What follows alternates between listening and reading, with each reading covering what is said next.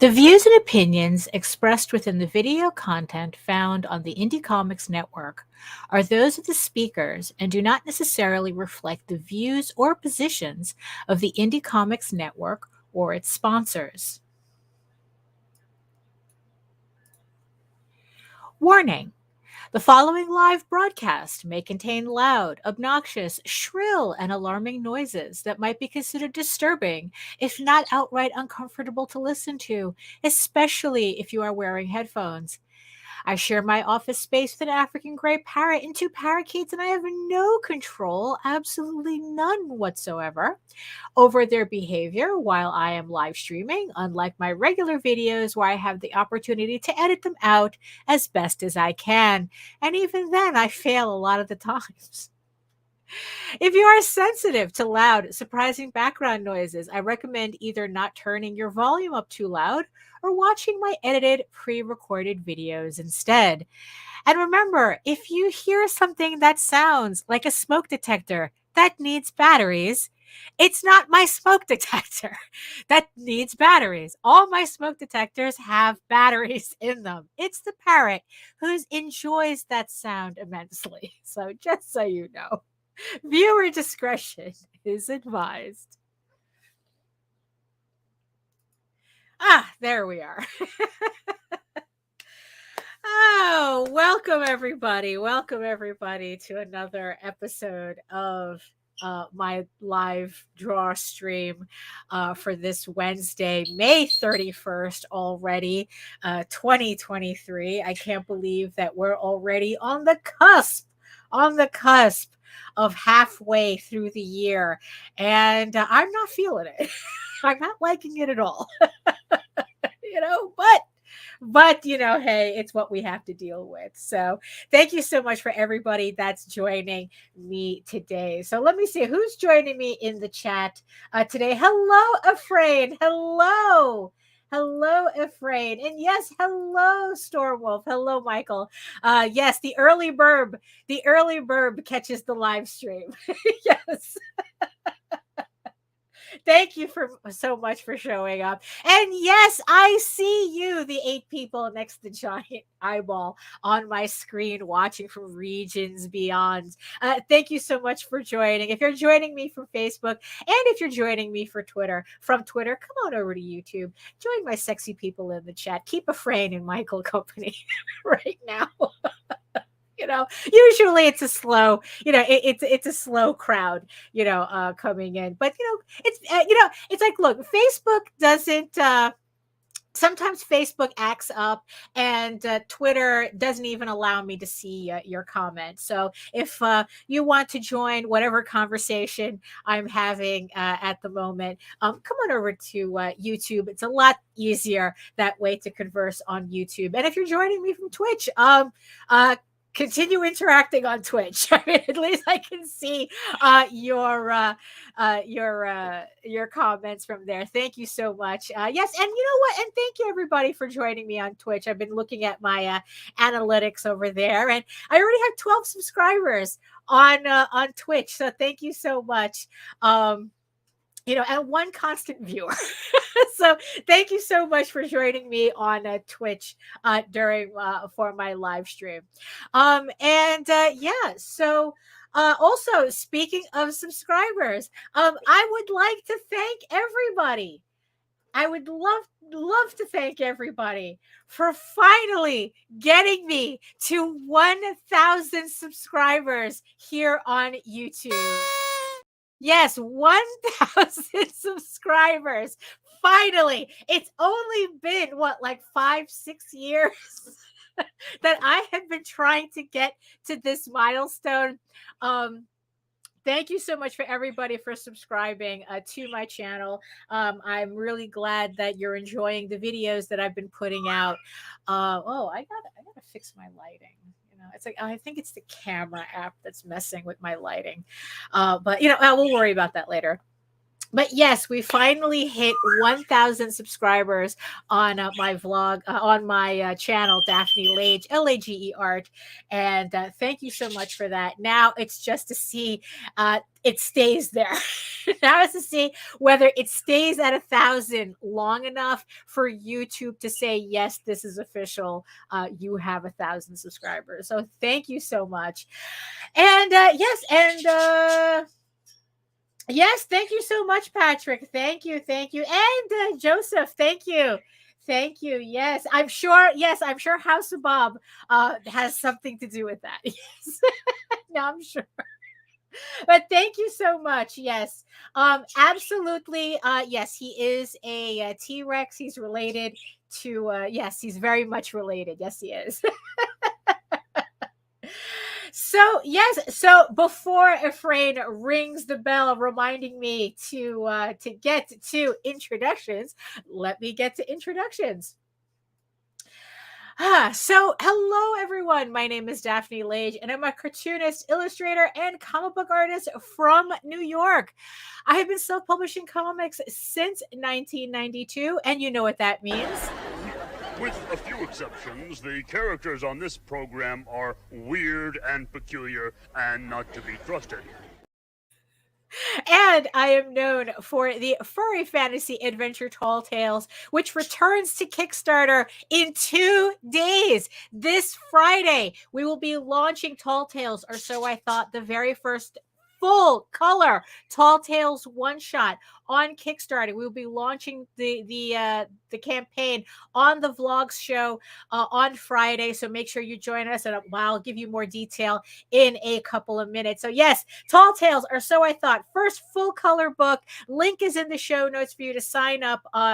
Hit the notify me button on Kickstarter so you will get notified the second this campaign goes live. And thank you so much to the almost 70 people who have signed up to get notified about this campaign. Thank you so much for signing up. I hope most of you, if not all of you, can join us on that first day and make those pledges. But thank you so much for at least wanting to be notified. Thank you again. And I am also known for my mature audiences, slice of life medieval fantasy, Eagle Raven, Air the First Unicorn, which returns to Kickstarter later on this summer with issue 7 already, which I am still trying to finish. Oh my goodness. Yes, I am currently working on finishing Eagle Raven issue 7 right now as we speak, but the campaign itself will launch summer 2023 on Kickstarter. So sign up on my website and keep an eye out for that to get notified when that campaign goes live. And I am also co-host with Nita Landing on the Rage Into the Vlogs show every Monday and Friday on the Indie Comics Network at 11 a.m. Eastern. And like I said, join us this Friday when we will be launching the Tall Tales, or so I thought, full color one shot campaign on Kickstarter. It's going to be a great show. It's going to be a great campaign. Not only is this comic perfect for everybody who's never heard of the campaign to jump on, because it is a one shot, but if you missed any of my previous campaigns, you can pick up everything that you missed, every trade paperback, Tall Tales and Eagle Raven on this campaign as well. So join us on Friday for the launch of that campaign. And speaking of Kickstarters, remember that you can save 10% on your next Gemini mailer order with our coupon code RAGIN10. Send out your campaign rewards in style, nice and protected in a Gemini mailer. But what if you don't have a campaign? What if you're not a creator? What if you don't do Kickstarters? Well, you could also use that coupon code to buy all sorts of comic book supplies, such as bags and boards and even comic book boxes. Get your collection. I know your collection is a mess. I know it for a fact, because mine is too. And you need those bags and those boards and those comic book boxes, which you can use our coupon code RAGIN10 to get them organized. Also, in the meantime, you can read both my comics online at Tall Tales, TAILS online.com and egoworks.com, EGOWORKS. And remember, you can also check out all my videos on how I make my comics here on YouTube at my channel with now with 1,000 subscribers at Daphne Lage, Lage Art, which also simulcasts through the Indie Comics Network as well. So make sure you like, subscribe, hit the notification bell so that you get notified whenever any of my shows, any of our shows go live as well. So yeah, I know. Very exciting. End of the month, a lot going on. There's always been a lot going on. Take a shot every time I say there's a lot going on. But the one thing today that has happened that I'm actually pretty happy with is I got a new chair. Unfortunately, I had to retire the Space Cadet racer chair over there. Unfortunately, it not only wasn't it as comfortable as I thought it would be, but it actually ended up exacerbating my back problems that I was having before I got the chair. It got worse with that chair, and because of that, I had to buy a brand new chair, which seems to be a much better choice than something unfortunately fancy like that. But I am feeling a lot better so far. What happened is it's just like with the amount of work that I've been doing on just lately on my books. I mean, I know that I've mentioned it from the very beginning since I got this chair, that the thing that I really didn't like about it was that it's very low and I couldn't get it. Like, it was perfect for the computer desk, but not for the drawing desk. And I couldn't really get it to work. Even with a booster seat, I really couldn't get it to work with how I work here. And especially lately, my back has been absolutely killing me. Even with me using, like trying to angle my Cintiq in a certain way, it just was not happening. I would have to switch between the racer chair and a saddle chair, and I couldn't get relief from either. Like I could only get relief for a little bit until it didn't work. So I just finally got fed up with it. And I know for a fact it's the chairs, because when I got out of the chairs, I would feel better. Like, I would go to the sofa and I would feel better. It's like just not being in the chairs was an issue. So I knew it was the chairs. Oh, the leg is a completely different thing. Does it help with legs? You know what? I found the chair, unfortunately, so uncomfortable. It didn't matter. I still have that leg pain. Well, it's not a pain; it's more like an ache now. It's just like it's still very tight, even though it's like I'm working out, because I hurt my leg back in December, and now it's like I could barely feel it, but when I do, it's just annoying. And the chairs were not helping. Especially the racer chair, because I was getting pressure points on like really odd places on my leg, and it was just aggravating it. So it just goes to show you that just because you spend a lot of money on a chair doesn't mean it's any good. Now, it's a chair. It's good if it, for a chair, but for like for the long term sitting that I do, I really needed to go back to an office chair. And yeah, so like the racer chair cost me $400. Now, the thing is, though, I didn't pay for that chair. Technically, it was a very generous patron who bought the chair for me. But unfortunately, it just didn't. It's just not working for what I needed. So I ended up having to buy just a regular, like, Amazon Basics office chair, and so far it's completely doing the trick. It's giving me the back support that I actually need. I could be working on my Cintiq and I can actually lean back. I don't know, with this chair, it's like really, really deep. So I would have to lean back a lot, and it would just like completely put me out of position. So So yeah, so take everybody take care of yourselves. Make sure that you get the right chair for the right job. And yes, and just because a chair is expensive doesn't mean that it's the right one for you. So yeah, so I just got the chair today. I've been working in it. Now because it's putting me in I guess a more proper position. Now my body has to get used to being in that proper position again.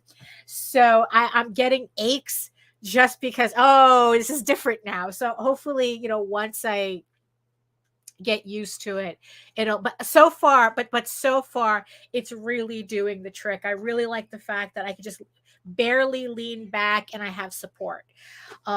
So I mean, yeah, so any little bit helps. So where is Samira? Well, there's no Samira yet. If everybody joined us, if you missed, don't know what Efrain is talking about, on Saturday on House of Bob, if you missed it, make sure you check out the replay. I really enjoyed this episode that we did. I was talking about the program, the animation program that I'm using called Honk. I have a clip of that for everyone to see because House of Bob is an adults only live stream. So if you just want to learn about the animation program that I'm using, I have a separate video that's open audiences, so anybody can watch it on my playlist. So on Saturday, we designed a PNG tuber. And I'm sure I've spoken about this enough already. I'll try not to get too deep into it again. I created a PNG tuber, which is a 2D version of a VTuber, and it uses a program called Honk, which uses audio to sync up movement and lip movement and voices, as opposed to using a camera to move the puppet for live streaming. So we actually designed a character on House of Bob. It was really fun. Efrain actually helped a lot with the character. So now I just have to find the time to actually put the character together and get that PNG puppet working. But right now, no, I haven't worked on it since Saturday. I'm I'm trying to get the stuff that I do need to finish first, which is Ego Raven issue 7, which, like I said, I'm still currently working on it. I have 1, 2, 3, 4, 5, 6, 7 page 7, and then I'm immediately moving on to finishing the Unicorn King's Daughter, which is another Ego Raven one shot that's going to come out later this year as well. So yeah, so I just have my schedule really, really full. It's just like full steam ahead. And yeah, and then it's like I have to start on Eagle Raven issue 8. I have until the end of August to finish everything. I want to finish Eagle Raven issue 8, and then I also want to finish the first House of Bob sketchbook that I'm currently putting together. So I want to finish all of these books that I'm working on right now. August 31st. Does August have 30 or 31 days? Whatever the last day of August is, I have to have these books 99% completed so that by the time September rolls around, I can start working on the next trade paperback, on volume 3 of Ego Raven, which means I'm going to be working on issue 9, 10, 11, and 12 before the end of the year. So yeah, my schedule is a bit full. That's why I was determined to just finally get a chair that worked for me, because it's just a lot of work that I have to get done. So yes, and in between all this, I have to fit in, like the PNG tuber. I have to fit in some other commissions that I'm working on. There's a commission that I've been sitting on for a bit that I promised it for May. Not quite happening. But I have to make a point to finish it in June. It's, so at least I can get that client, done and on his way. It's like, it's a really fun commission. I'm really looking forward to working on it. But, it's like, I just have to, set the time aside to do that in between all these books that I have to finish. Um, yeah, so that's pretty much what's been going on with me. Like I said, with the chair, I'm also like I said, I'm trying to figure out now. It's like I'm trying to figure out what the optimum how to optimize working on my Cintiq is. What's really what was really funny was that I was thinking that I might have had to invest in a larger Cintiq, um, but because it's like when I bought this, I have a Cintiq 16 Pro that I work on, and I kind of regretted being cheap when I bought it because for like $400 more, I could have gotten like the 24-inch. It was either a 21 or a 24-inch Cintiq, the larger, the next larger size. And like I said, I was being cheap that day. Um, so and just to show you, like this is what I'm working. Oh, look at that Inception right there. So this is what I work on. You all see my OBS screen there. So and it's like, and it's good because it's like it fits my desk and whatnot. But I think like I said, I still kind of, if I had to do it again, I would have spent the money to get the larger Cintiq.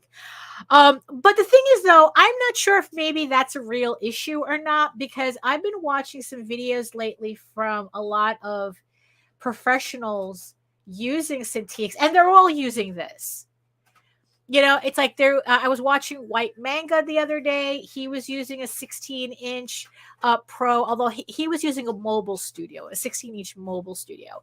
I was watching another woman. She does manga in Japan, and she's also using a 16-inch. So it's like, okay, maybe it's just me. Maybe I'm just being fussy, or something. Maybe I don't really need the larger screen. But what was my point? Oh, it's like I was just trying to, yeah. It's like, so I was just thinking about like what was okay. So it's like instead of getting a larger screen, maybe I should just try to optimize as well how I utilize the 16 Pro. I was thinking of getting one of those monitor arms, and getting like kind of like a laptop adapter so I can put the Cintiq on it and kind of get it off the table so I can adjust it, how I need it. Like if I needed it much higher or lower or something, or at a weird angle, I can kind of like do that. I just haven't decided. I just haven't decided if just what I needed first was just a proper chair.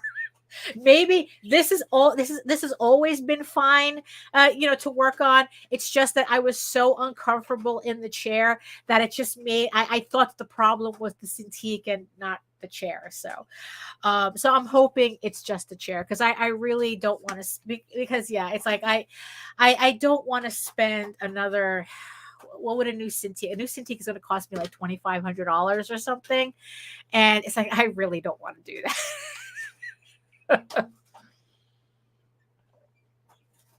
I think and what's funny is that I think that for that type of money right now, I think that I would rather get a mobile studio because then it's like what I could do is when I can't get kind of tired of my environment, I could just take the mobile studio and go to like the living room or something and work there. Or if I'm really feeling, like I could just take it to bed, and just work in bed.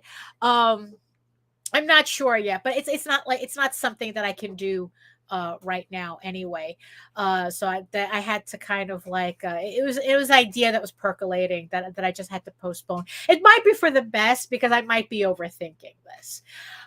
So probably if anything, if any idea seems like the best idea for me right now is probably getting the monitor arm that either attaches to my desk or like you have to drill a hole in the desk. I haven't decided yet, and then put the Cintiq on that and then work from there. So I don't know. we'll see how it goes. Also another thing that I just got.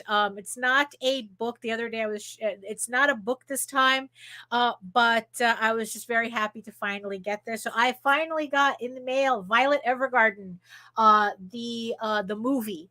So I'm very happy to get this. Ever since Netflix started acting up, I was really, as a company, I was really thinking about, okay, you know what, if we were going to cancel Netflix tomorrow, what would I miss? And I would miss Violet Evergarden. So I have been making a point to get all the DVDs, um just so that I have hard copies of everything. So if Jose decided that he didn't want Netflix anymore, um, then I wouldn't be missing anything, because like, oh, I have Violet Evergarden on Blu-ray. I even bought a new Blu-ray player for my computer so I could actually play this. Problem is I didn't realize they don't come with programs anymore, so I have to buy a separate program so I could watch Blu-rays. Oh, it's such a mess. But I'm very happy that I have Violet Evergarden at least. I so far I think this is everything. I have there's three DVD sets right now, and I think I got this is the last, or at least this is the current one. I think there might be one more. I'm not sure. I would have to double check. So I'm looking forward to always. You want an ugly cry? When you're just in that mood for a really good ugly cry, yeah, Violet Evergarden. That's the anime you go to. And that is like the only thing though that Netflix, that if Netflix put out on DVD, I would buy in a heartbeat. I but I know why they're probably never going to do this, is The Witcher. The Witcher ends after season 4, or at least to me it does. And so it's like it's like, well, that's the one thing that I don't have, like I would miss. Well, once I watch season 4, I'm not going to miss it, because that's it. um but it's but they're not putting that out on Blu-ray. Netflix doesn't put anything in any of their media on Blu-ray. I think the only reason I was able to get Violet Evergarden on Blu-ray is because it's Japanese first. I think it was released in Japan first, and then Netflix brought it. So it's a completely separate animal from Netflix. But The Witcher, the only thing DVDs that I could find for The Witcher is like bootleg, like people, like I guess it, like they bootleg The Witcher, and then they design the DVD sets. Those are the only things that I haven't that I've found. I'd rather just get something legitimate. But I mean, right now, either way, right now, honestly, I think between the two of them, I'm happier that I have Violet Evergarden on Blu-ray than The Witcher. So, I'm not that concerned about that. But yeah, Netflix sucks, right? Oh, hey Joe, hey Joe. No, I think just Jake has been busy. I mean, it's like I haven't seen him for a bit, so he's probably just busy.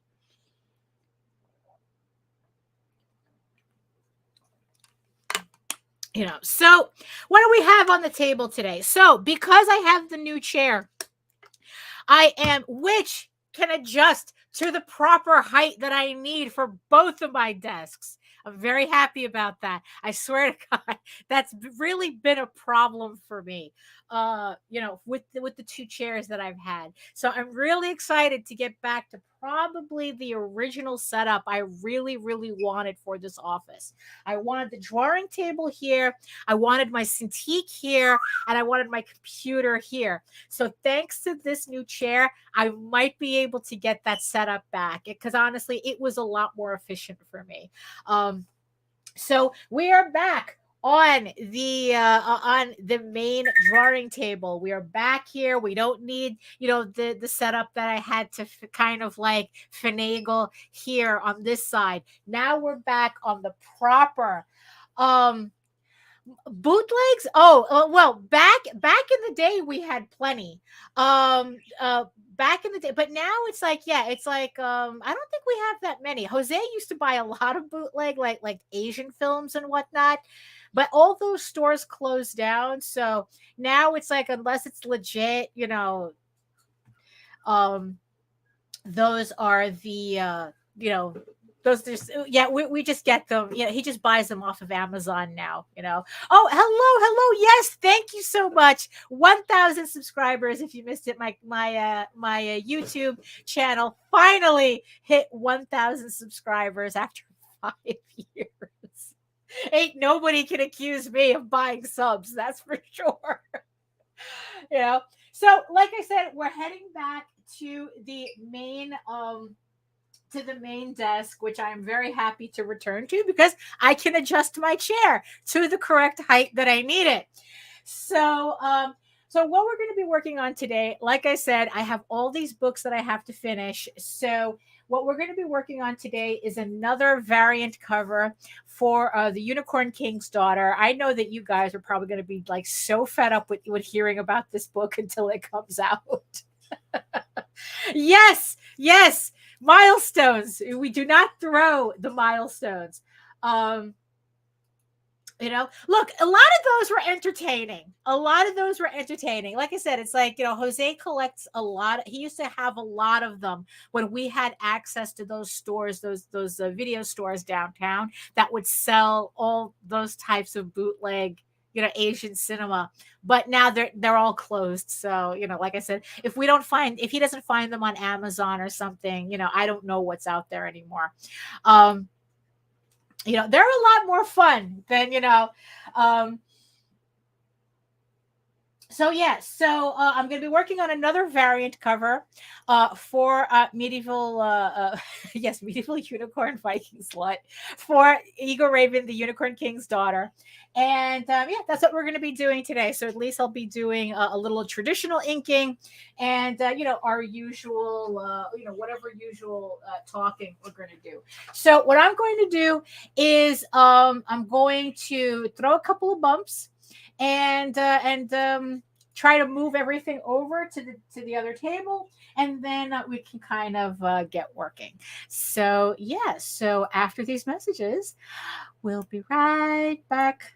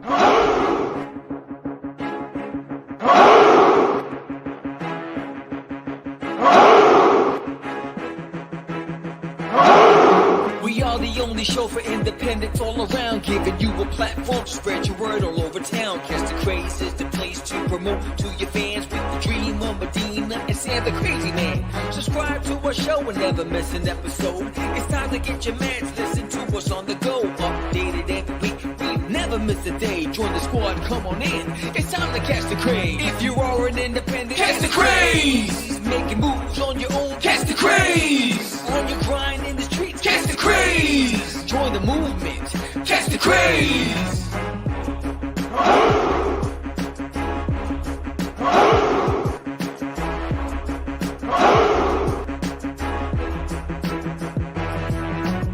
Yeah, George, we did it again. Come on now. You know you want to do it. Catch the craze.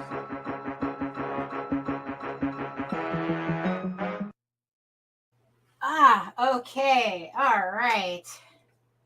So, unfortunately, camera's going to be at a weird angle again. I forgot to check the wires.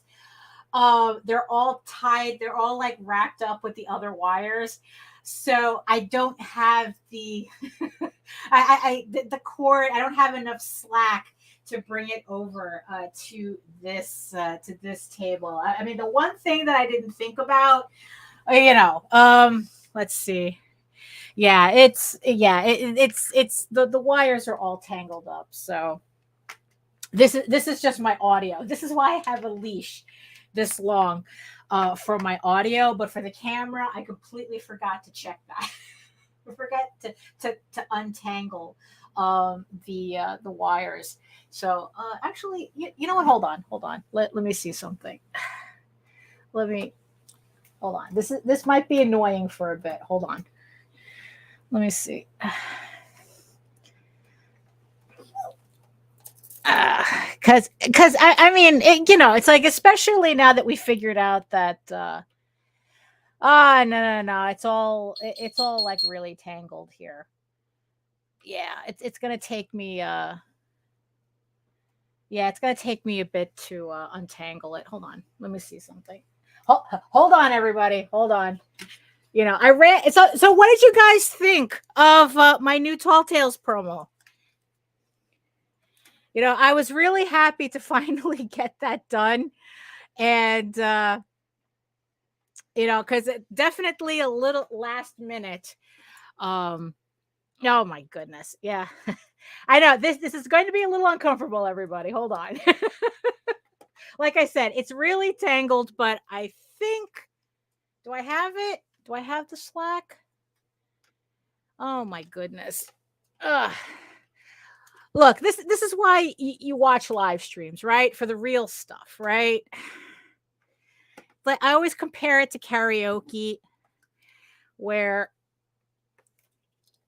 nobody goes to karaoke to hear you belt out a perfect rendition of I Will Always Love You by Whitney Houston, right? Right? Okay, did I fix that? Okay, all right. I think I got it. Okay, hold on. All right, let's see. Do I have enough slack here? Okay. So this is probably as good as it's going to get. Oh, okay. All right, very good. Very good. Okay. Not a completely disgusting angle. Okay. All right, hold on. Let me just fix something over here. It's real life, people. Real life.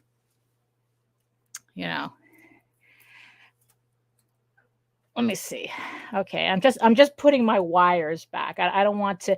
It's like, what? It's kind of like cooking. It's like you're best cleaning as you go along, so that when you hit the end, you don't have to clean as much. So okay, so there we go. Okay, now we're looking proper, right? It wasn't that difficult. It was a little difficult. Okay, it was a little difficult. Okay.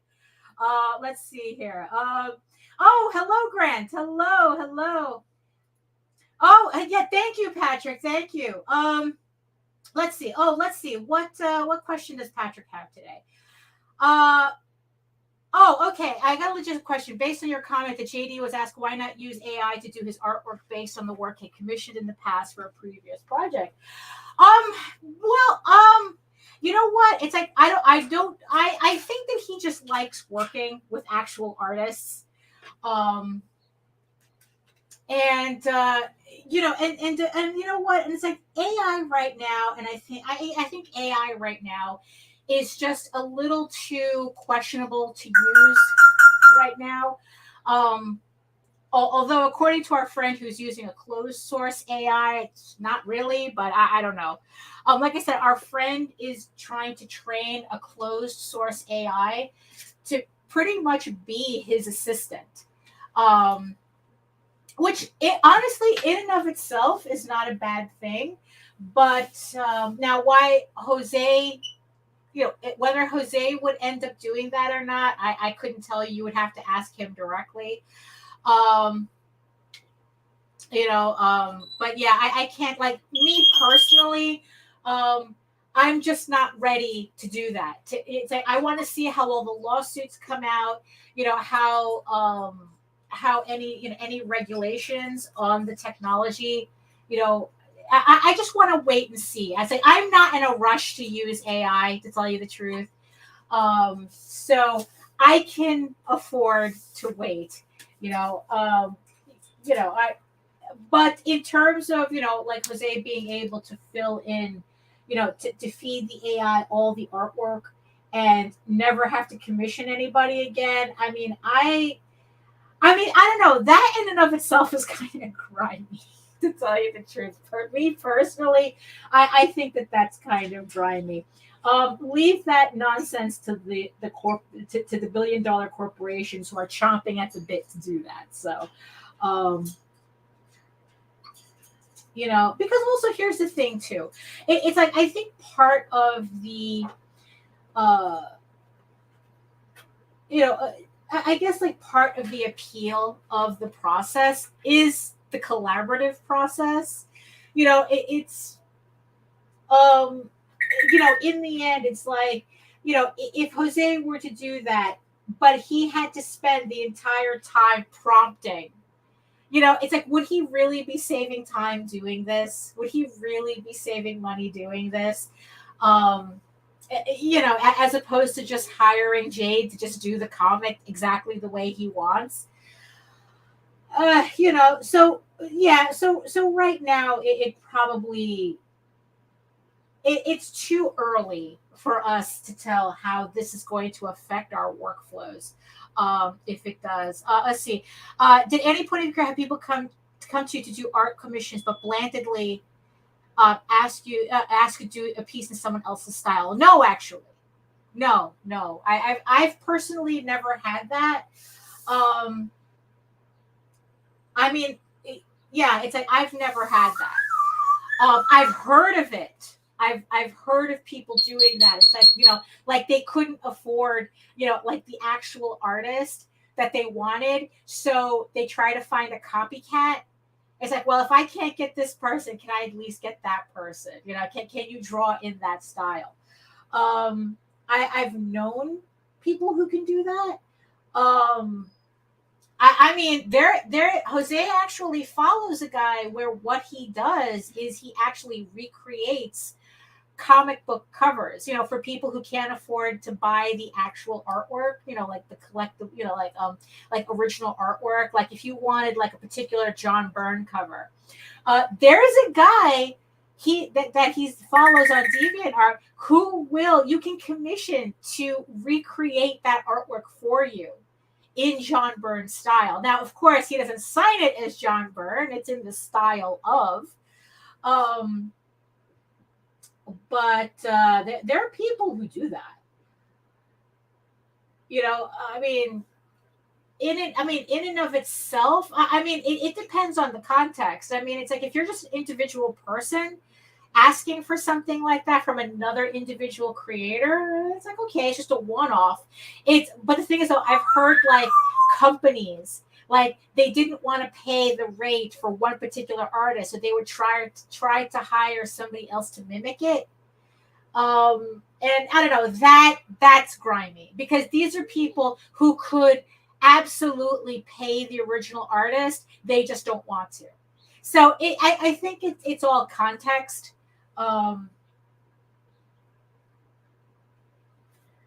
As to, it's all context, as to, whether a particular request is kind of grimy or not.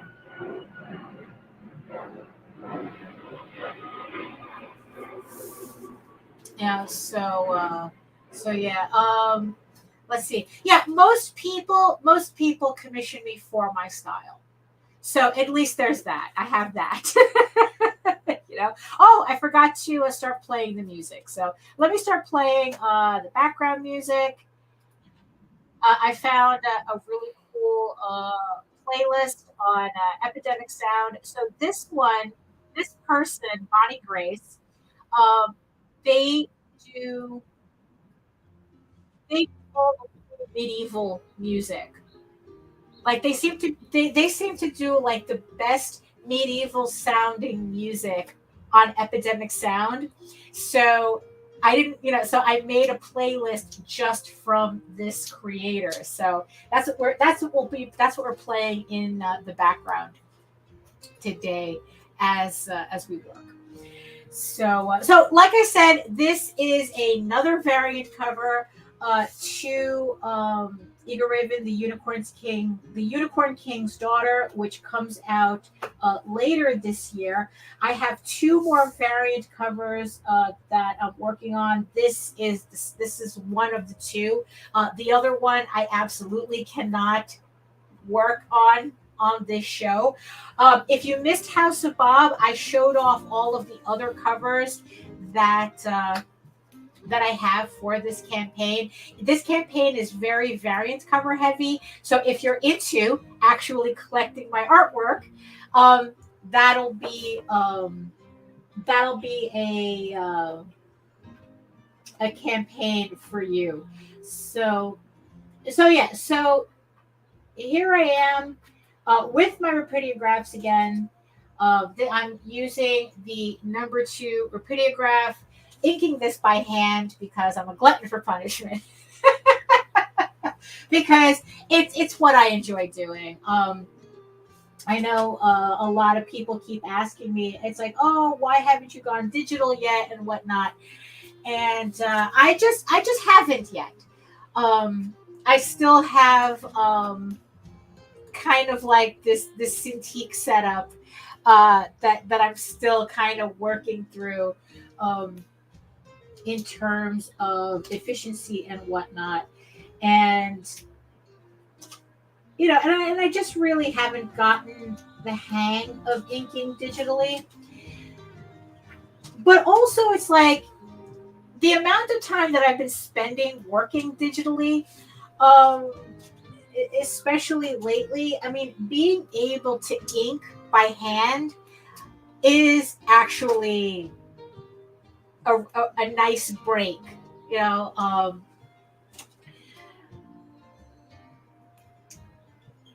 it really is. I mean, it's just very nice and tactile, and it puts me in a different kind of like position and mindset, which is probably the reason why. Oh, hold on. What? I really should do that. I really should do that. There should be like some kind of like the Unicorn King, Queen, and a baby Eagle Raven. I really should do that. There's no reason why I shouldn't. But yeah, we'll put a pin in that, Patrick. Thank you. We'll put a pin in that. Um, Definitely, we need something, right? We need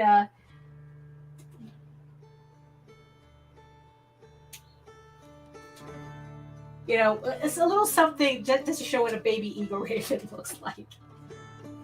But that is such a cute idea, really. So yeah, so with the Cintiq, I just hadn't gotten the hang of inking digitally. Although that I'm going to actually try to change very, very soon. Um, a couple of episodes back, I'm sure you guys remember that I was playing around trying to ink something like a test piece on Clip Studio Paint, and I spent yesterday watching a lot of videos on Clip Studio and kind of like really building up that momentum. And And I think I'm getting really close to being ready to doing something. I originally wanted to wait until after issue 8, after I finish issue 8, and then do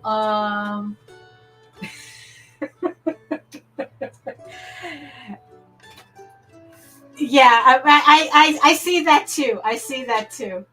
Um, although what's funny though is that I don't quite imagine her being like very whiny. I kind of imagine her being more like painfully shy type of like personality wise.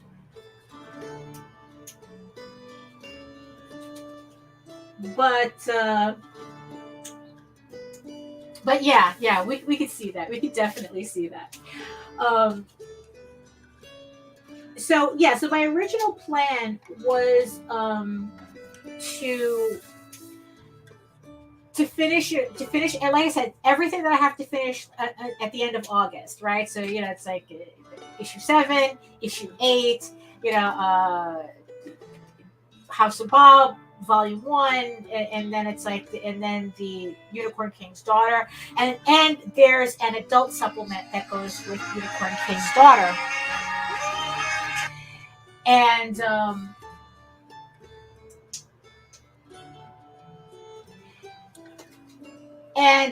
I thought, you know what? I have to do that story from scratch. It's an 8-page story that I'm going to do. It's 8 pages, and I figured, it's like, you know what? Maybe instead of waiting until I finish issue 8, I should do those 8 pages in Clip Studio Paint and force myself to do those 8 pages entirely digitally. To do the penciling in digitally, to do the to do it's like to do the penciling, the sketching, the inking, the whole thing, all 8 pages. I figure that it would be a small enough project that I could pretty much learn Clip Studio Paint within those 8 pages. So that's what I'm planning on doing. So I was watching a lot. Well, in terms of, is it like the is she like Ariel? Well, only in terms that she doesn't have any other brothers and sisters like her. Technically, she only has one brother. She has her brother Blackavar, but Blackavar is a full unicorn. He's not. She's the only one that's like her. So, so she wouldn't be like Ariel. There are no like 8 other sisters or something. It's just the one brother that she has. So I figure that 8 pages, those 8 pages will be enough for me to really get the hang of Clip Studio Paint. I was playing around with it yesterday. Because it's like, here's the thing. I really, when I was doing the experiment the other day, well, not the other day, the several weeks ago, when I was doing the Clip Studio Paint presentation on here and driving Allison to drink, I really, really, really liked the feel of the G Pen brush. I really did. I was really surprised how it was giving me the look that I really wanted, just right out the package, pretty much. And so that was a pretty good sign for me, because it's like, okay, so it's like I'm going to pretty much get what I want right out the gate when I start using it. So hello Carlos. Hello, welcome. Yeah. So, so that's I'm probably going to, like, I noticed when I was playing around with the program the other day, just trying to, like, there's a lot of options on that thing. I mean, it's honestly, I find it a little bit more intimidating than Photoshop, to tell you the truth. And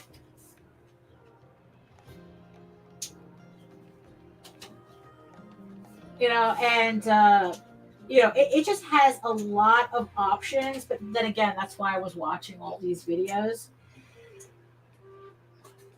And it's just, and I realized that it has an option to record your session on, like, whatever it is that you're doing in Clip Studio Paint. It will record it. So I have to try that. I have to try that option. Because then what I could do is that I can, like, record everything and give everybody kind of like a play-by-play as to how it's going. Although the funny thing is that the video, the 8-page project is technically not suitable. It's not suitable for. It's very not safe for work. The project that I'm going to be doing this on is not safe for work, so I couldn't really give a play-by-play.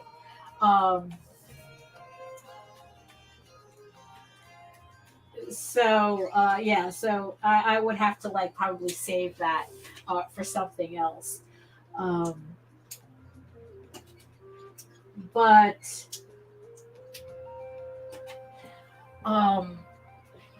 yeah, so that's my plan. It's like, it seems like that I'm just the type of person that I have to spend it's like, if I really want to learn something, I just have to, like, do a crash course in it.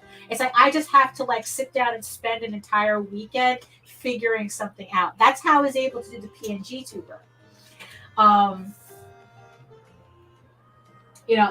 That's how I was able to do the Oswald puppet that we used for the launch party for the Oswald Chronicles on it was last Monday with JD Calderon. If you look in our playlist, if you look for the launch party for the Oswald, the most recent one, there's actually a little interview with Oswald, because I was testing out the puppet on the show, and it was just like, it just came out really, really good.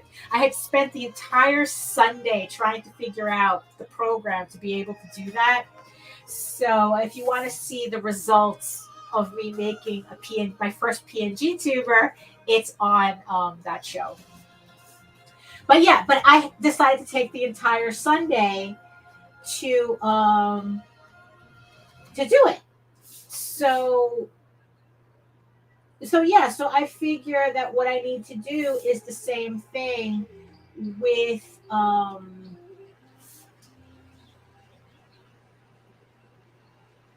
Clip Studio Paint.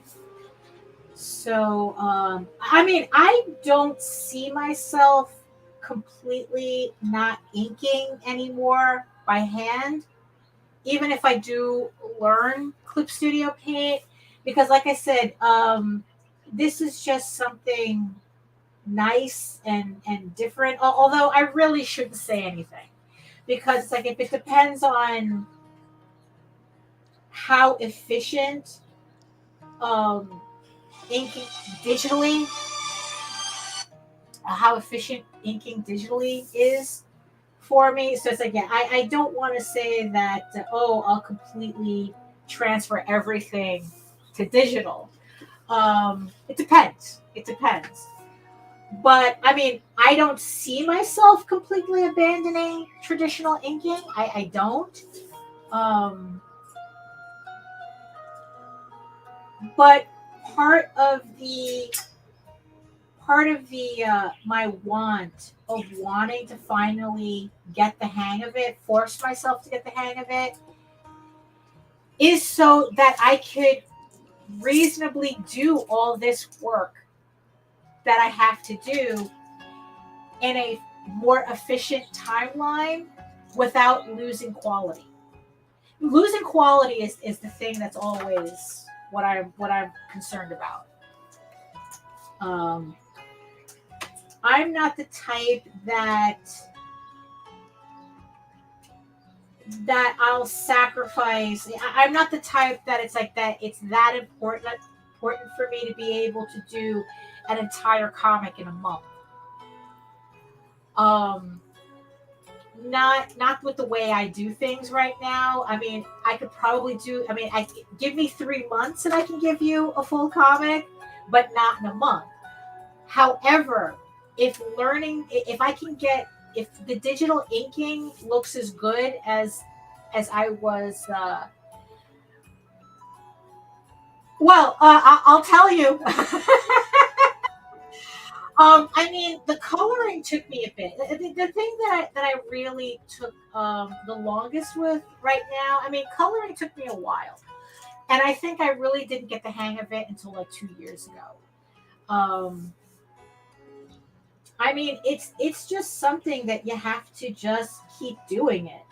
Um, there is no fast way of doing anything, of learning anything, which is kind of the shame with AI because, a lot of people look at AI as like it's a shortcut to, oh, I can make beautiful paintings without having to learn how to paint. And it's like, well, no, you're not painting. They're not your paintings. It's like all you're doing is the equivalent of a very glorified Google image search. You're not doing anything. The AI is literally doing the shit for you, and even then it's just based on whatever prompts you give it, and then it's just taking bits and pieces from all the artwork that was illegally put into its memory to put together a piece that you think you want. And that's not doing anything. I mean, I could use Google, for fuck's sake, I mean, so, and I think that what's missing with that is that, like Jose was telling me the other day about, he was watching this video of a woman who did like some drawing or whatever. And it doesn't matter about what, it's just, and he says, it was okay. It was nothing special. It was like very average, whatever. And then what she did is that she put her drawing through an AI. And Jose goes, yeah, it's like, and the AI really, really spruced up her piece. Like, I guess, whatever, And he goes, holy shit, it's like you were like going, wow, at the end of it. And I go, yeah, but the thing is, though, is that she's not, it's like that you're wowing over what the computer did, not what she did. It's like whatever the computer did on top of her artwork, she's not the one doing that. It's just a filter. She might as well have just put her artwork through a filter in Photoshop, which we've seen people do all the time. But she didn't do that. And then on top of that, she's not going to learn how to do that. So she's never going to learn how to do that herself. She's just going to be running her shit through an AI, and that's going to be the end of her curiosity of whether she can do something. And I think that that's something that a lot of people miss as being part of the process of doing art, is you're learning to do something. You're pushing your skill. You want to see if you can get better. I mean, an AI is a shortcut, but it's a meaningless shortcut. Because in the end, it's like, okay, what are you trying to prove? That you can put prompts in a computer,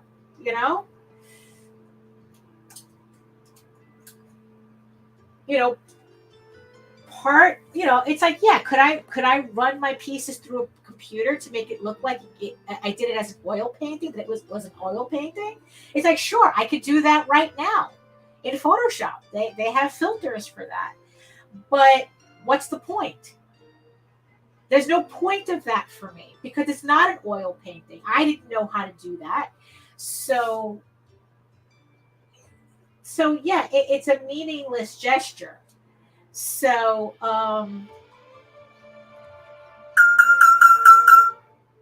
but to answer your friend though, because that's a long walk. I'm still learning how to use digital. I mean, technically, it's like I haven't really gotten used to it. After I finished coloring the Tall Tales book,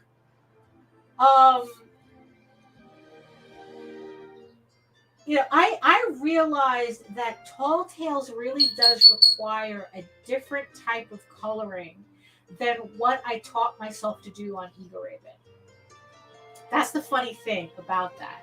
That it's like, I'm happy, still happy with the way the book came out. I mean, I don't know if I showed it on here, but so here's the proof that I got from the printer just to show you guys that that the book is done. So when the campaign goes live, it's for a book that's ready to go. It's technically at the printer right now. I just have to tell them at the end of the campaign how many I need, and it's good to go. So so I'm coloring this, and I'm using the same technique that I learned on that I learned for EGORaven. And after seeing the proof, now I kind of had a sense of this while I was coloring it, but especially after seeing the proof, it's like, yeah, I decided that what this needed, it needs a different technique. That Tall Tales needs it needs something visually different in terms of digital coloring. I just don't know what it is. So until I figure out what it is that I need for this, but then again, it could also be that I'm not used to seeing interior pages for Tall Tales in color because I've never felt that way about the covers. That's the funny thing about it. I've never felt that way about the covers. So the fact that the interiors are kind of making me feel like, oh, it needs to be different. It's just a little strange. I'm just wondering if it's just because I'm not used to seeing it in color.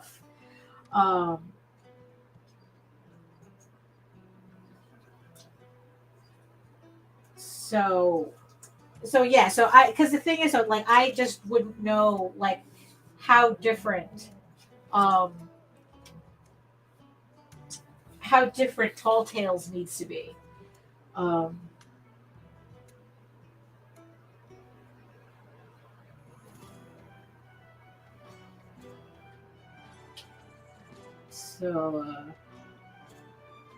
yeah, I'm still learning. I'm still learning, getting used to the whole digital thing. Even with the lettering that I do digitally, I'm still like I use a book, The Essential Guide to Comic Book Lettering by Nate Pecos from Blambot, and I mean I'm still going through that page by page. I don't letter exactly the way he does. I mean he has his lettering has a little bit more flair than what I do. I mean, because for me, lettering a comic has everything to do with legibility rather than being fancy with it.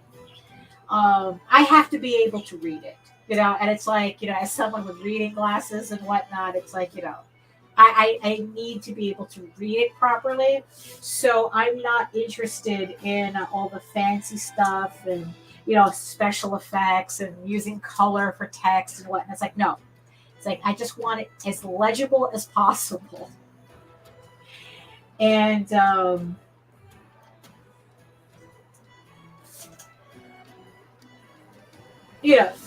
but I'm still going through his book anyway. So that I know what's possible, like what he does, so that when I need to use it, I can alter it to what I need it for, what I need, my lettering to look like. So yeah, so that's kind of the thing. I'm still learning to get used to digital.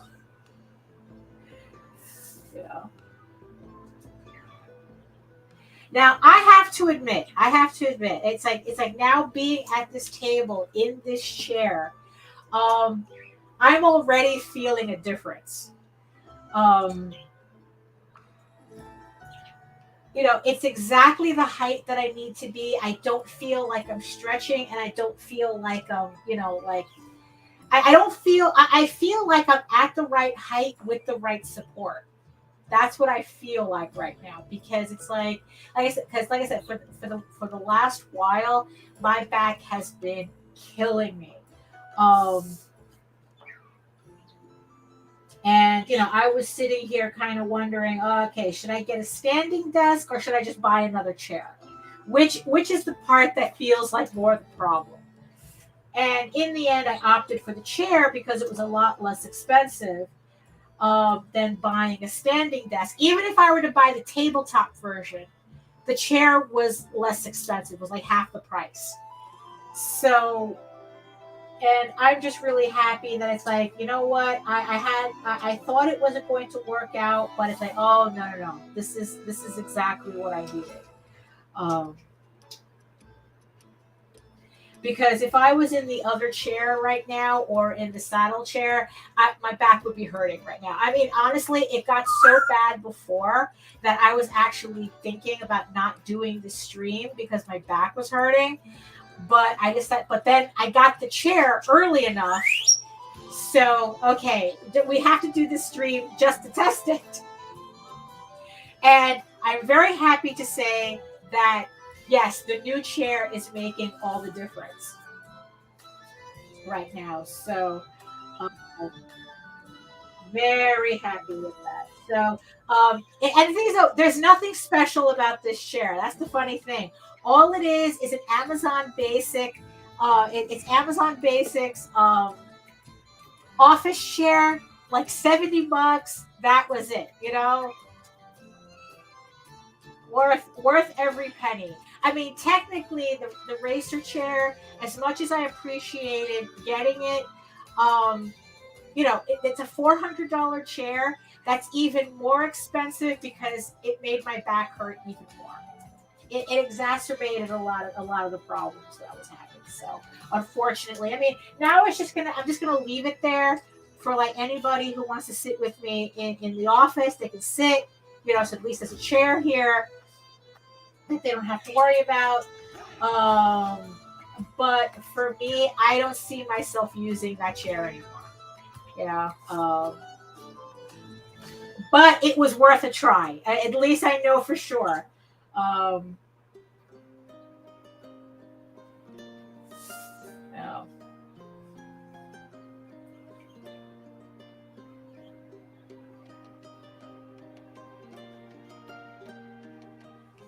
Where's my water?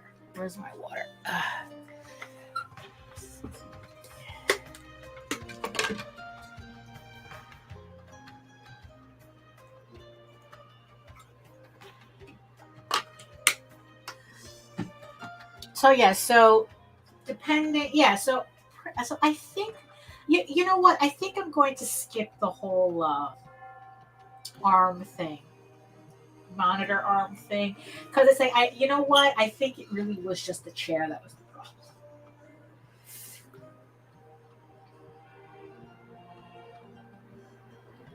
problem. Rather than.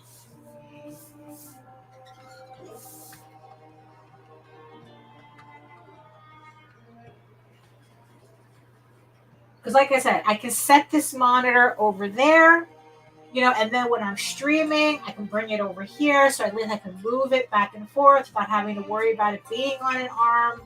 And you know what? Yeah, it's just... Oh, hey, Jake! Yeah, standing or sitting while work or sedentary work position, so it's better to get out and move them discs on either. Yes, I have been training. I have been half marathon training for the past 3 weeks. I think I'm just entering. I'm in my third week right now. It just feels longer. So yeah, so it got to a point where it's like, okay, I gotta stop messing around. I have to start training because I need to exercise. My back, it was just getting ridiculous. Like I needed the break, and I needed some kind of intense break from from the sitting. Um,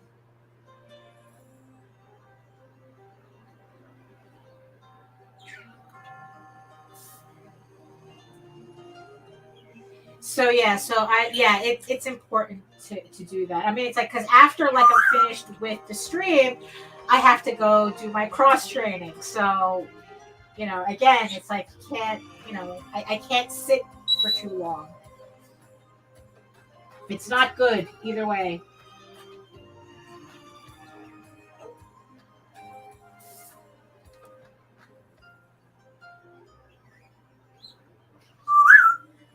Yeah.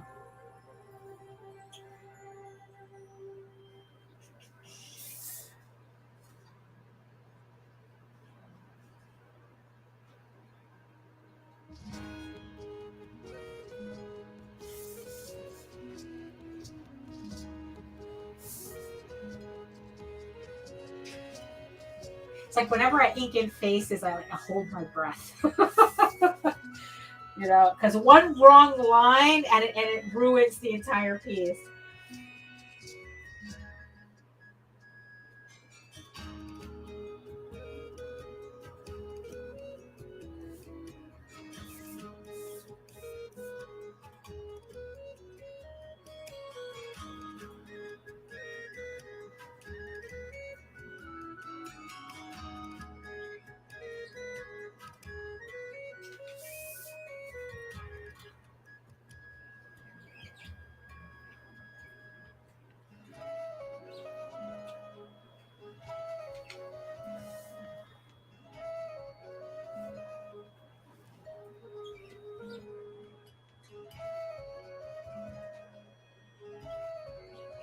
I'm very happy that this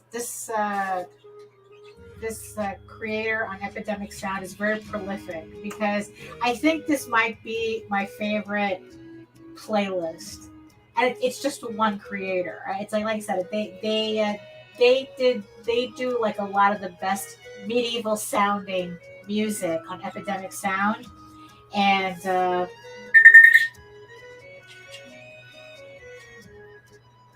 so yeah, so this was definitely a keeper.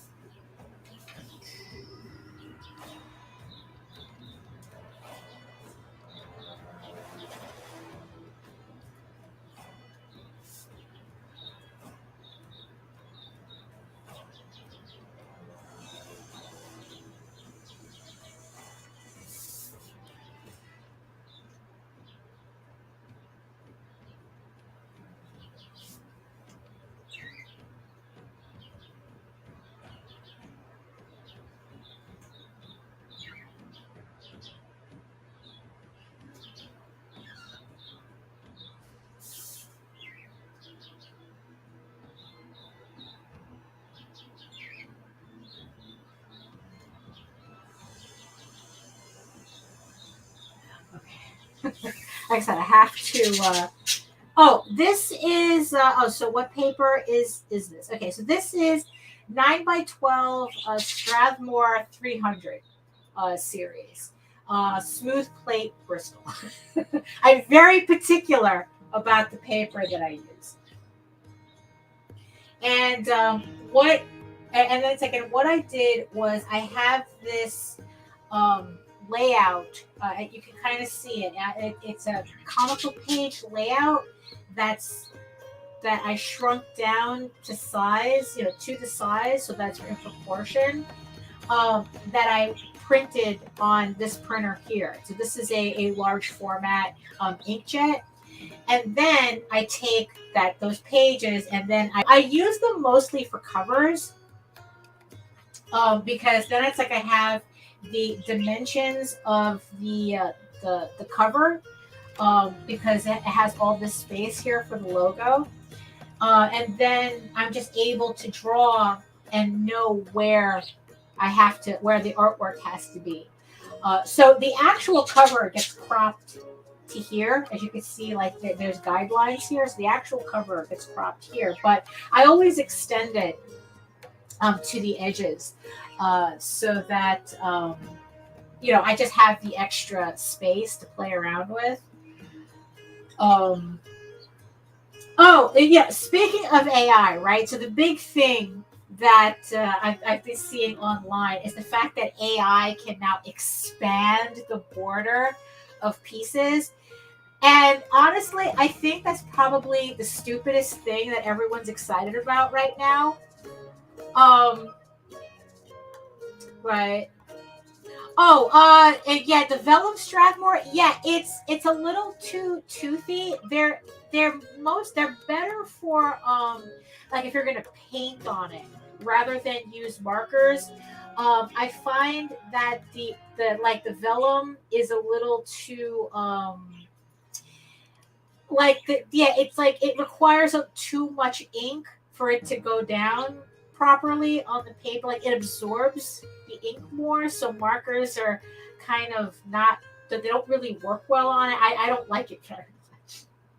I don't use it. If you were painting like watercolors or something, or using gouache, then yeah, I would recommend that because of the texture.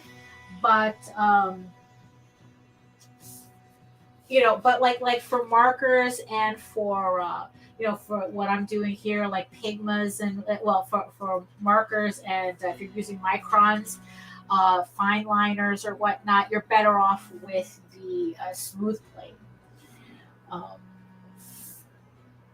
Because also with the vellum, it screws up the nibs. It has a tendency to screw up the nibs on my pens. That's why I don't use it, because that texture gets caught in it, like it shreds paper into my nib, and then it gunks it all up. So that's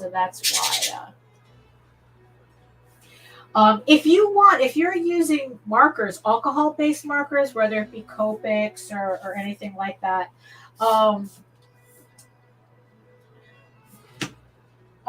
why it's not. It's staying put. My ruler here is not. It's loose. I'm gonna have to look at it later. Okay. All right. Just needed to tighten it.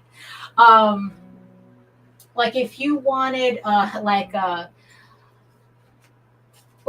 of like if you're using alcohol-based markers, another like alternative to that is hammermill paper. Hammermill, like 80 pound, either 80 pound or 100 pound. As long as it's heavier than 80 pound. And that's kind of like a dupe for an inexpensive dupe for like Copic paper, like the Copic brand marker paper. You can use the Hammermill Index. So yeah, you're looking for a Hammermill Index 80 pound and up. And that's a good dupe for using multi-liners and alcohol markers on.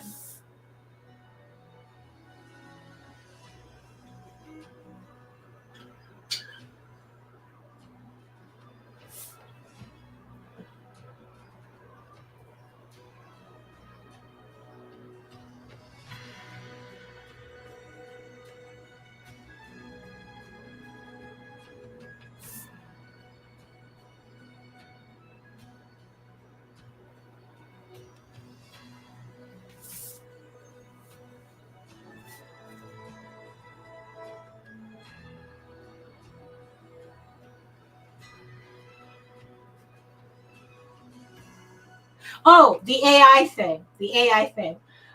Yeah, so it's the stupidest thing that I'm seeing everybody get excited over. That it takes, a piece and then extends the edges.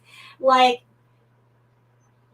honestly, the only thing that I could think of that would make that thing useful is if I did a piece that needed a bleed and I didn't put in enough bleed, and I could get the AI to extend the bleed.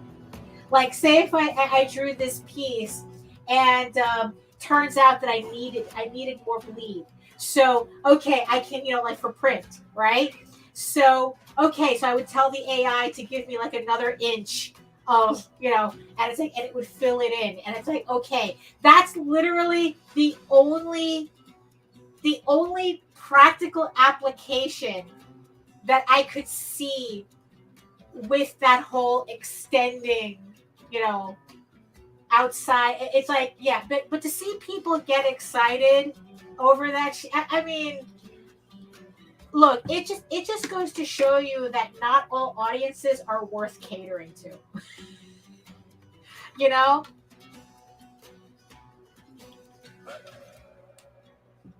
Oh, there's the song that I used for the Gabby promo.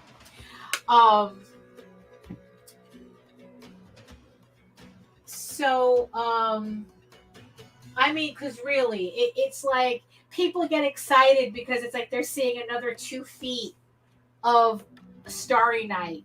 It's okay. It's composition means things. See, that's the thing. I mean, it's honestly, I think a lot of people are just jerking off to this AI, to everything that an AI does, because they feel like they have to. They have to be excited about. This is what an imagination to people with no imaginations, that's what it looks like. Oh, good night, Grant. Good night, Grant. Yeah, he has to go. So, thank you for coming. Thank you for watching. So yeah, so that's kind of the thing that it's I think that a lot of this AI hype, I really do think it's just people who think that they have to. They have no imagination whatsoever, and it's this is exciting for them. And it's holy shit, I mean, it would be laughable. It would be laughable if it wasn't so oh, we're destroying industries with this.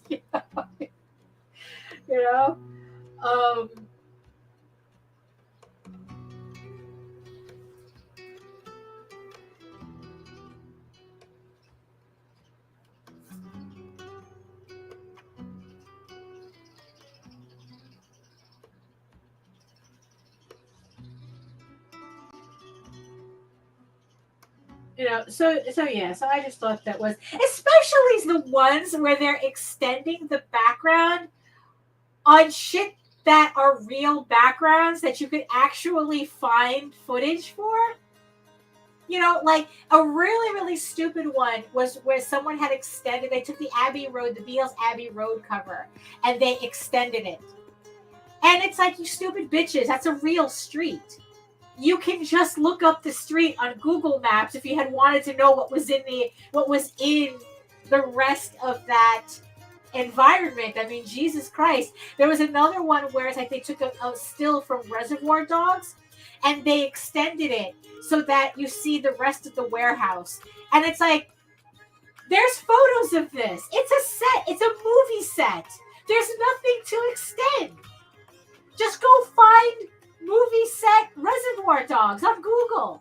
You didn't need an AI to fill in the rest of the warehouse for you. I mean, and people are oh my God, the possibilities. And I go, what possibilities? That you guys have no sense of composition or anything, or that filmmakers, that they block out scenes for a reason? That these are that do they really think that it's that directors, that Quentin Tarantino didn't want to show for some reason the rest of the warehouse. He didn't need to. I mean, it's just, I don't know. It's just, like I said, it's like, I brain worms. I really do. The AI is giving people brain worms. Because it's like the inanity, the absolute inanity that these people are getting excited over.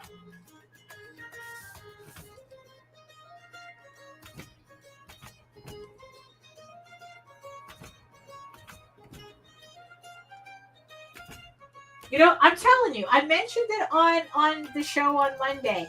It's like when AI becomes ubiquitous and you have every asshole in an artist alley crowding up an artist alley at a convention with AI pieces, the one person who's going to have the crowd in front of them is the person drawing in their sketchbook.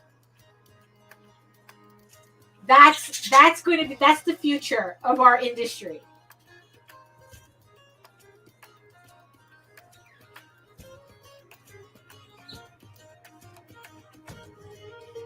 That it's like the people making AI, it's like they're making AI not as a tool that we can all utilize, but as a replacement for what we can do.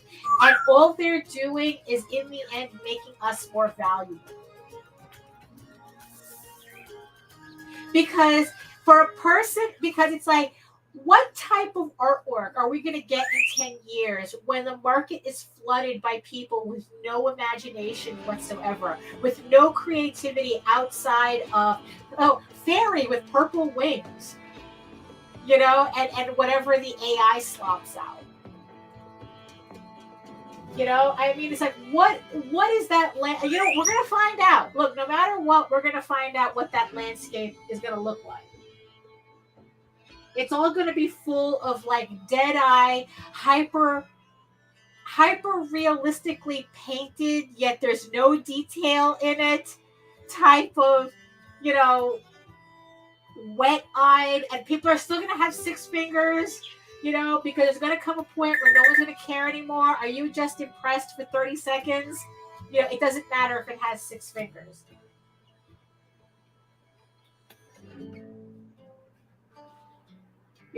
They're not even, I swear to God, it's like they're not even going to bother to edit that out, to fix that out. It's like this commentary that I saw where it says the biggest danger of AI is not the AI itself, it's the audience.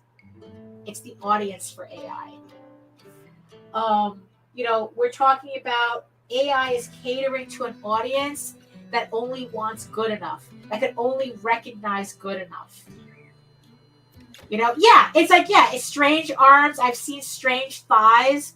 I mean, it's like, it's like, it kind of like glitches. And because these people are so enamored by the realistic rendering that they don't see, like, the mistakes are glaring to me. I'm like going, what's going on here?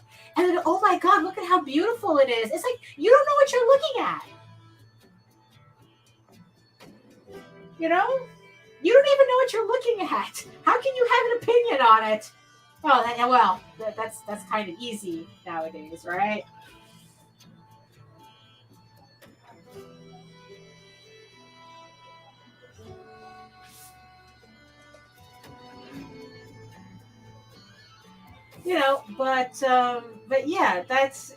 But I mean, it's like, it's just like, I don't want this audience. You know what? I don't want it. I don't do my work for an audience that's easily impressed by AI. I really got to put that out there. It's like, what? They can do all the little AI circle jerks they want, but it's like, what? I don't want you guys, looking my way.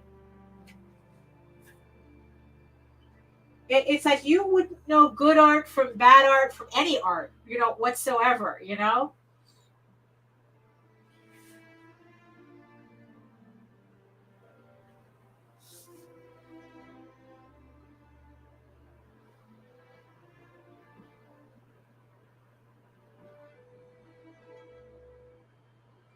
AI was supposed to be this really cool tool that I could have used to help me with compositions, to help me with, with things, It's like, oh, I need a background, but it's like I need a scene to look a certain way, but I'm not sure how, it's like it's kind of because I remember like going through Google trying to find like really specific poses and just not finding it. And it's like, oh, AI would have been easy to use. And it's like, no. Well, I said, what's funny is that I could have just as easily have used like Clip Studio Paint. They have like the poser thing. So like, okay, well now I can really do that. Now I could just take the 3D poser and make the scenes, and put together the scenes that I'm looking for. But still though, it's like this was supposed to be just another tool we could have been using, but instead it's like it was created by assholes looking into, whose intention was to weaponize it against us because they don't want to pay anybody. Their wealth comes from not paying people. There's no such thing as an ethical billionaire. It's like you don't, behind, the saying, behind every great fortune, there's an even greater crime, and it's, and really, it's like, how do we remove the human element that we don't have to pay for? That's pretty much how AI, this, as we are right now, that's how it came. That's how it came to be. How do we remove the human element we do not have to pay for? And suction that money up the ladder, the savings, because that savings never gets, the whole trickle down economics bullshit, right? You notice how that shit never trickles down. The only thing that trickles down is that they're pissing on you and saying that it's raining. But the actual benefit of trickle down never happens. It just ends up getting stored, ends up getting hoarded in some offshore account, somewhere. In the Caribbean, for some reason.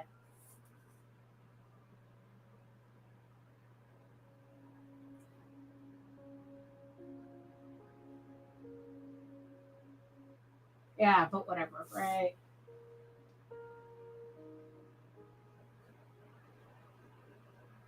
I mean, I'm just kind of glad that I've been able to avoid the workforce for as long as since I got laid off in 2013. That I've been fortunate so far to avoid, because I don't know if I'd be able to handle this nonsense, because it's like I know that businesses, AI, Chat GDP or whatnot, or GPT, whatever the fuck it's called, like all businesses are using that now.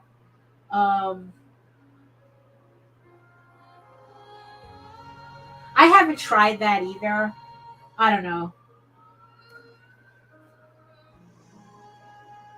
I mean, I guess it's like, I mean, if you're doing like marketing copy all day, yeah. I used to, I was laid off in 2013. So yeah, I was able to kind of stay out of the workforce for that long. Now, mind you, though, I had to prepare for 10 years to be able to do this. It wasn't just something that I was able to just do. Granted, I had wanted to prepare longer, but once I got laid off and realized, like, you know what, I could make this work, I made it work. It's just that I don't know how long my luck is going to last. I won't know until the end of the year. Because I was mentioning on another show that it's like, depending how things look, which is the reason why I want to get so much work. That happened to a friend of ours too. He ended up moving to Texas. But yeah. No, absolutely. I'm not saying otherwise. Like I said, I spent the previous 10 years building a foundation that when it happened, it became, being unemployed was an inconvenience, not anything dire for me. Um, but so the thing is, it's like, that's why I was saying that. That's why I'm trying to get so much work done by the end of the year. Hold on. Ooh. So because I'm not sure if I'm able to keep this momentum, unfortunately. I had a good run, but I'm not sure if I'm able to keep going. Um, so we'll see. We'll see. It depends. Honestly, it really depends on whether I can get the campaigns to perform better on Kickstarter. Yeah. Oh, yeah. That's why hobbies are important. Honestly, I mean, being able, um,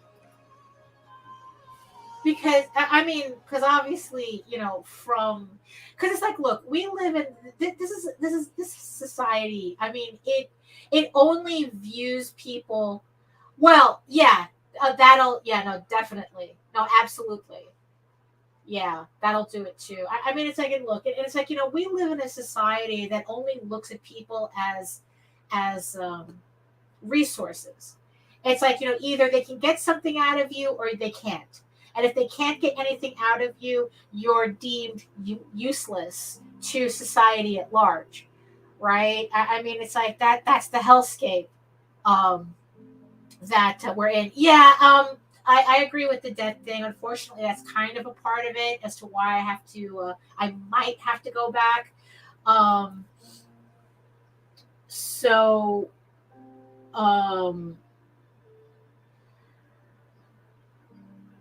I mean, the only good thing is that if I had to go back, it wouldn't have to be for long, you know. But still, though, it's the fact that I would have to, it's kind of, you know, I'm so used to work. It's like you go from like working your own schedule and your own hours, and then having to listen to somebody else's bullshit for pay. It's like, ugh, you know. Um,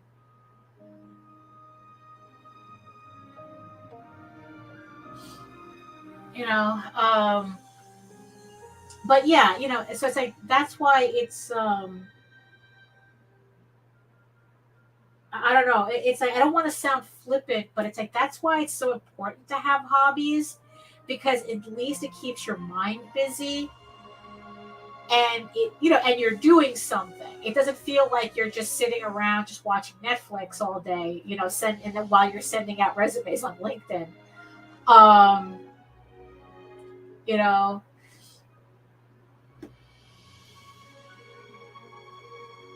I mean, it's tough. Yeah, I completely get it. Like I said, it's like, I had to spend 10 years working just so that when I was laid off, it wasn't that big of a deal. Like, you know what it is? The one thing that I learned when I started working when I went into the workforce around like 2000, right? The one thing that I learned really quickly is to try to put yourself in a position. How do I put myself in a position where no employer could hold my job over me? That was the thing that I learned very, very quickly. Um, and that's where I kind of like started learning how to like do kind of like personal finance and that type of thing. And I was reading, money books and whatnot about investing and whatnot. It's like, it's modest what I've accomplished. Like I said, I was able to stay out of the workforce for as long as I did. For as long as I have so far. But like the one thing that I really that really was a focus was like, how do I keep my job from being weaponized against me? And I knew I was in the right place when my last job really, really made it an effort to do that. And I was able to counter every time with, I fucking dare you. Because here's the funny thing. Bosses really hate it when you tell them, go right ahead. You know, when you have the attitude that I'm doing what I'm doing. If you have a problem with it, you know what to do. You know, where it's like that they can't, because especially at my last job, I had a plant manager that he loved. He got off on lording over workers to the point that if they asked for, oh, I have to go see a doctor, well, you can't take that day off. You know, you have to go to the dentist, no, you can't. Like, he really, really enjoyed that, doing that shit. I mean, you know, I mean, it was kind of, the guy was a dick, pretty much. He was a dick. And, you know, and and the several times he tried doing that shit to me, I was just like, yeah, whatever. You know, there was one time where I was going on vacation. I went on vacation, and this is one of those guys where it's like he still wanted to have access to you while you were on vacation, and I refused. I didn't answer any of my phone calls or anything, you know. And when I got back, he was livid. It's like, you didn't answer any of your phone calls, and I go, I was on vacation. And, you know, and it was just like, it kind of went kind of like we had this really, really passive aggressive argument back and forth. Where he was like saying, you needed to answer your phone. And I go, no, I didn't. It's like, you micromanage me every minute while I'm here. The one time I'm not here, you were unable to work without me. Give me a fucking break. You know? And we had this adversarial relationship for practically the entire time. You know, because, you know, it was like it got to a point where he would throw shit at me. You know, like there was one time where I actually went over his head to, he was trying to pull some nonsense, and I went over his head, and he got so mad at me for trying to sabotage him. Like, he literally thought I was trying to steal his job. And I go, bitch, I don't even like my job. Why would I want yours? And he threw a stapler at me. I have never seen a grown man throw a fucking tantrum like that. He was throwing papers. He threw a stapler at me. It was just like, what the fuck? You know? And I just made it a mission to just keep, you know, just keep needling him. Because it's like, nah, you know what? If you want to get rid of me, you're going to get rid of me. I'm not quitting. You know? Oh, okay, Fern, you'd be surprised at how difficult it is to actually get a lawsuit. It's like there was a point where he was literally taking away all my responsibilities, all my jobs in retaliation. So I would literally just be having to come in and do nothing, which I did, you know, but, and I called up a lawyer, and I asked him, it's like, you know, hey, it's like, you know, I think I'm being retaliated against and this, that, and the other thing. And you know what they told me? They told me that it's not illegal to be an asshole. That, you know, that it's like, pretty much that's what they said. It's not illegal to be an asshole. And unless he had done something specifically discriminatory to me, there was nothing There was nothing to hinge anything on. Even throwing a stapler at me, it's like, it's not against the law to be an asshole. So it's like, okay, well, guess what? That goes both ways.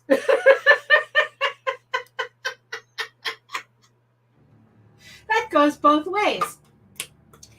So we just kept doing this little dance until, we were just playing chicken with each other until he blinked.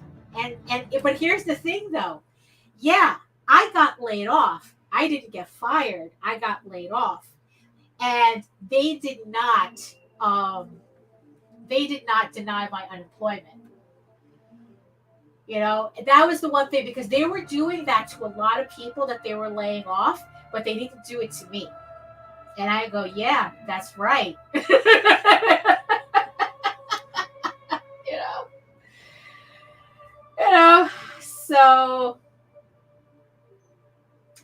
So yeah, so who did who the favor, right?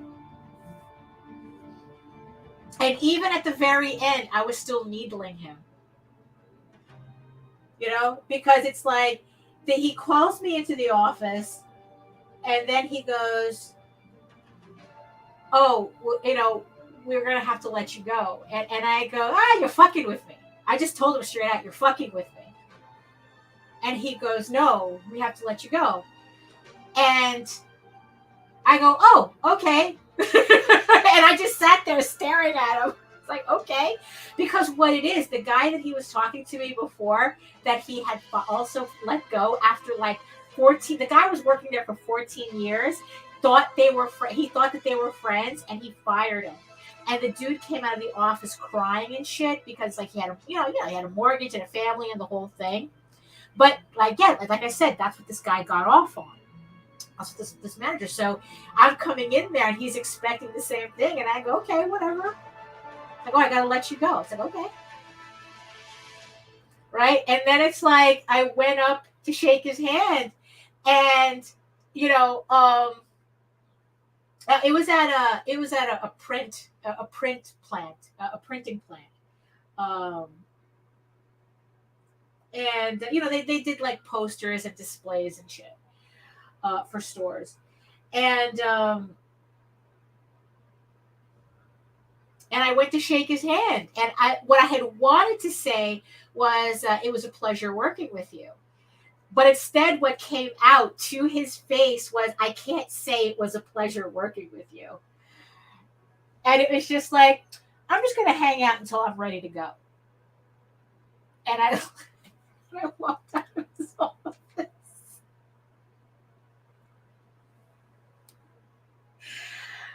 And that was December 13th. This Friday, December 13th, 2013. And I've been, I've been essentially unemployed since.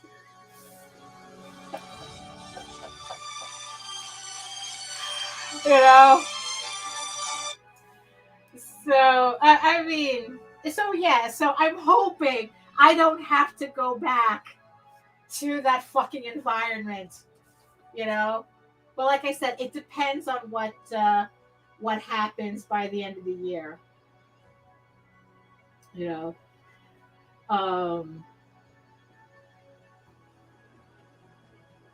But the funniest thing, here's the funniest thing though. Here's the funniest thing, of course, looking back, right? That dumb asshole, he's the only one in that company that I actually think fondly of. I think it's the distance of time, but I don't know. It's like because it's like, I don't know. I guess it's like, I was getting off on torturing him just as much as he was trying to get off torturing me. So, so it's like, it was just, but honestly though, it's like, it's kind of like, I guess after all these years, it's almost turned fictional in my head. Yes, it was a toxic environment. It was very, very much a toxic environment. But yeah, you couldn't. It's like they literally couldn't pay me to work there again. You know, because here's the thing: it wasn't just him. You know, it like I said, it was a very toxic environment because it wasn't just him. It was a lot of people. There was a lot, you know, it's usual, you know, a lot of backbiting, a lot of two-face. But you know what's funny is like two-face doesn't bother me because I had to be two-faced just to work there. You know, I had to grit my teeth and smile at people I wouldn't even acknowledge walking in the street. You know, I mean, you know, these were some really, really miserable people. You know, so you know, but in the end, that's kind of like any job, right? Uh-huh. You know what? That's probably what it is. That's probably what it, like I said, it's like I was, you know, that's how I knew that that I had enough of a foundation that I could act like that. You know, it's kind of like if you watch the movie Office Space, I'm the asshole sitting there with the cooler, gutting the fish in the cubicle, you know, or like taking the drill and tearing apart the cubicles because I wanted a window view. I'm that ass. I was that asshole, you know. So you know, that's just what it turned into. But man, you couldn't pay me double to work back there. It's like, because look, it's like, yeah, the stories are funny looking back, but man, my blood pressure must have been through the roof, you know, during that time. You know, really, it must have been, you know, I was stressed the fuck out. You know, let's not get it twisted. The stories are funny now, but in the midst of it, look, like I said, it's like when he laid me off, he was doing me a favor. It was such a relief. You know, I mean, it's like, granted, I would have worked one more year there. That's kind of the deadline that I had given myself at that time. One more year and I'm out. Didn't work out that way, but it worked out. You know. All right. So this is what I have so far on the on this variant cover. I'm probably not going to finish inking it because I really want to finish another page for Eagle Raven issue 7. So I'm just going to probably just put this aside and you know, probably get back to it on the weekend or something when, you know, once, you know what, actually what I want to do, I just want to get Eagle Raven 7 finished. I have 7 pages left. I really want to get that done. So I'm just going to put this aside and finish that. So you're probably not going to see a finished version of this until like later. So, but this is what I have so far. At least we got some work done, which is important. I got to definitely try out the chair. Like I said, the chair is a winner so far because my back has not bothered me one bit the entire time I was here. You know, and this is the higher table. You know, it's a little, you know, so I'm able to be, you know, at the right height with this table. So when I turn around and go back to the computer desk, I can actually lower my chair to, you know, to the height that I need it. I don't need to switch chairs, and I actually have real back support. So I think it was a successful stream all around just for that. So let me shut off this music right here. And what I'm going to do is, just hold on, everybody. I'm just going to, let me see. Oh, I got to move up like here. I'm just moving my screen over. So just hold on. I'm going to move the camera. So I'll just move you back over here. So I have to make sure I fix the wires for next time. So there we go. So Actually, hold on. It's like I just realized that I just like completely palmed the screen, the camera. So let me just. There we go. Okay, much better. Much better. Oh my goodness. Oh, Nita, there you are. Yes, yes. So Nita's. Yeah, you got to go feed the family now. So I'll talk to you later. So yeah, so everyone say goodbye to Nita in the chat. You know. So there we go. Oh yeah, that's looking really good now that I'm on my main screen. Where's my mouse? Oh, here it is. There we go. There we go. So yeah, so I think that came out. Yes, that's definitely coming out successful. So there we go. So let me just switch over to this. So there we go. So there we go. So here we are at just hitting the second hour. Just hitting the second hour. And yeah, I think that this has been very successful. Got some inking done. Got to prove that this chair was definitely worth the $70. So like I said, this chair, $70 chair on Amazon, outperformed a $400 specialty racer chair.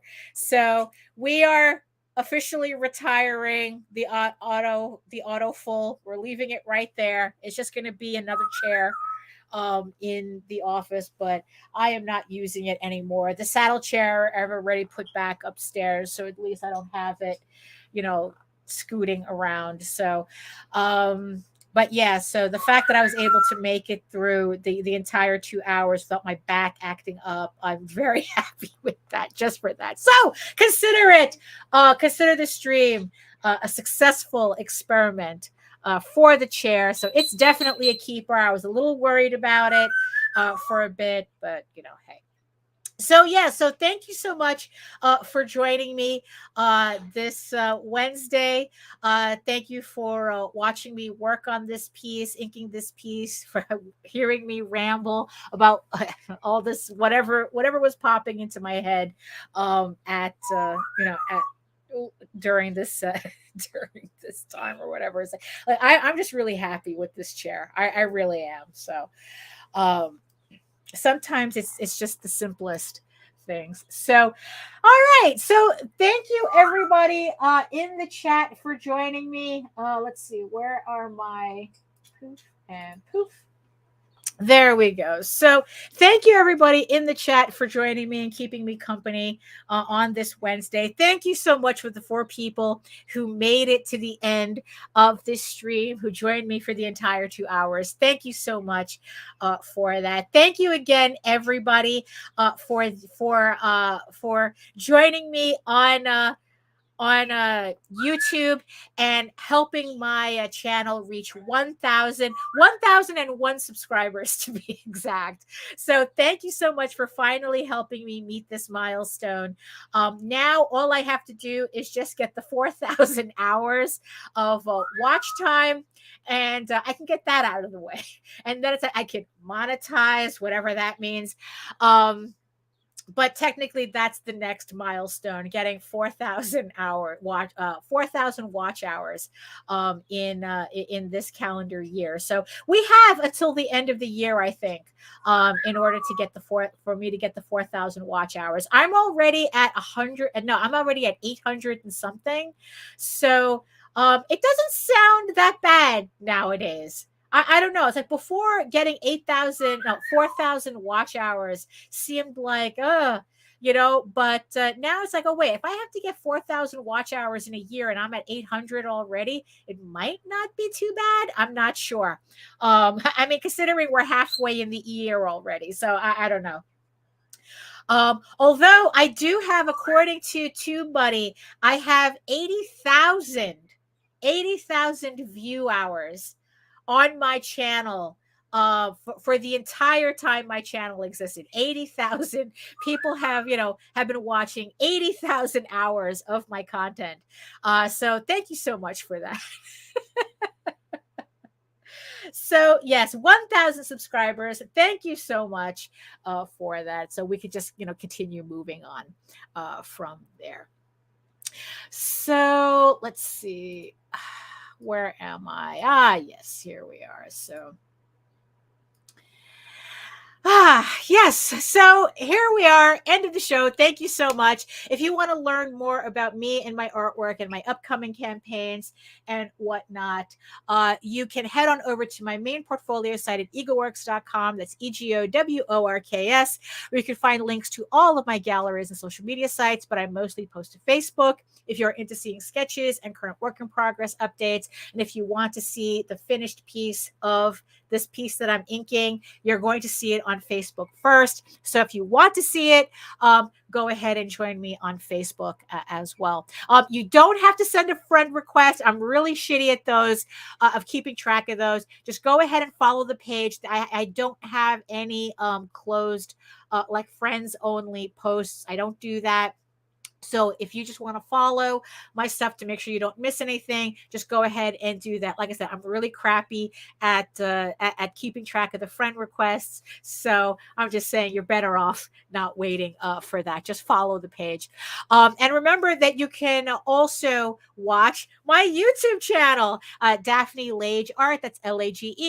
And remember that everything's simulcast through the Indie Comics Network, for, so you check out both, subscribe to both channels for videos and semi-weekly live art live streams. And remember to subscribe, share, like, hit the notification bell so that you get notified whenever I upload any new videos. And remember, you can read Ego Raven, Heir of the First Unicorn, for free, uploading every day, Monday through Friday. But if you prefer your fantasy to be more of a furry Lord of the Rings adventure, you can follow the link over to Tall Tales, TAILSonline.com. And not only can you read the first 20 issues of Tall Tales for free, you can catch up on the latest story arc, Tears of the Mother, which is also currently uploading Monday through Friday. Remember to join us on Friday at 11 a.m. On YouTube, on my channel, on Indie Comics Network, where we will launch Tall Tales, or so I thought, the first full-color Tall Tales book that I've ever done. So we're hoping that this leads to more color Tall Tales books, but we're starting with this one right now. So join us on Friday at 11 a.m., where we will be launching the campaign. And remember to sign up at my website to also keep track of Ego Raven, Heir of the First Unicorn, issue 7, coming later this year to Kickstarter as well. So thank you again for everybody for joining me. It's been a blast. Thank you so much for helping me break in this chair. And why do I always do that? See, I gotta say. So there we have it. It's the end of the show. You know it is. You know it's the end of the show. Thank you so much, everybody, for joining me. And I will see you next time. Thank you so much. Keep it easy. Thanks.